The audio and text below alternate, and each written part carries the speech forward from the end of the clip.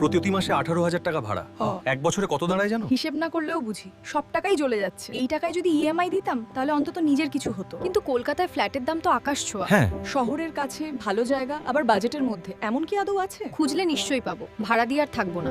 অনেক খোঁজাখুঁজির পর শোনো, একটা প্রজেক্ট পেলাম কোথায়? গড়িয়া মেট্রো থেকে মাত্র 4.5 কিলোমিটার। সাদার্ন বাইপাস থেকে 3 কিলোমিটার। দাম মাত্র 26 লাখ টাকা থেকে শুরু।